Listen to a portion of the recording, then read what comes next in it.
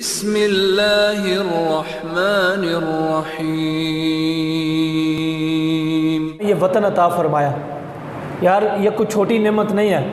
आज ना गली कूचे बाजार में दो चार बंदे बैठे पाकिस्तान की रखे है, इत्थे की है यार, को शर्म नहीं आती थानू? अल्लाह का शुक्र अदा करो। 1947 में अगर ये आज़ादी ना मिलती तो तुम भी वहाँ पर ग़ुलामी वाली ज़िंदगी गुजार रहे होते। पता है ना कश्मीर में क्या हो रहा है? ये अल्लाह का शुक्र अदा करो कि तुम वहाँ पर जाना चाहते हो। वहाँ यूरोप के अंदर जहाँ ना माओ बहनों की इज़्ज़तें महफूज है, जहाँ कहते हैं कपड़े उतार कर भी जो ना रोड पे चलो तो कोई मसला नहीं, लेकिन आपको वतन मिला, आपको खुशहाली मिली, आज़ादी मिली, लेकिन हमें इस असल में मसला क्या है ना, प्लेट में रख मिल गई है।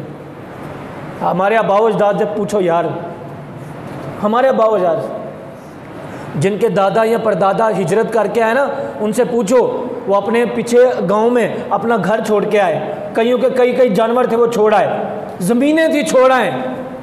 क्या मसला था? क्या पाकिस्तान में आके उनको ज़मीनें मिल जानी थी? क्या पाकिस्तान में आके उनको कोठियाँ बंगले मिल जाने थे? उनको पता था कि पाकिस्तान में जाना है, झोंपड़ियों में वक्त गुजारना पड़ेगा, हमें पता नहीं वहाँ खाना मिलेगा नहीं मिलेगा, लेकिन उन्होंने घर क्यों छोड़ा, अपनी ज़मीनें क्यों छोड़ी? वजह क्या थी? एक ही बात थी कि पाकिस्तान में जाएंगे, कम से कम इतना तो होगा, अल्लाह का नाम तो ले लेंगे ना आज़ादी से, रसूल का नाम तो ले लेंगे ना आज़ादी के साथ।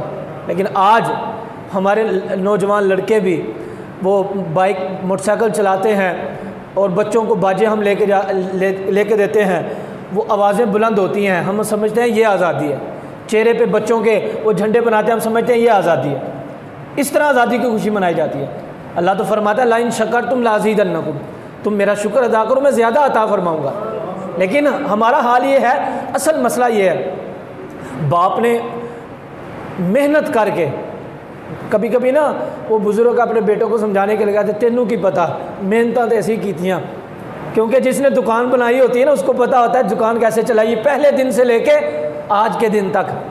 पहले दिन कोई भी गाहक नहीं था, दूसरे दिन एक आया, तीसरे दिन दो आए, चलते चलते 3 से 4 साल के बाद दुकान चलना शुरू हुई। बेटे को दुकान में बिठाया, उसको तो चली चुलाई दुकान मिल गई ना, उसको क्या एहसास कि पहले दिन का जो ना बैठना दुकान पे क्या होता है और दूसरे दिन का क्या होता है और आज के दिन का क्या है, उसको तो चली चुलाई दुकान मिल गई, उसको एहसास नहीं है। इसी तरह हमें भी एहसास नहीं है पाकिस्तान कैसे बना।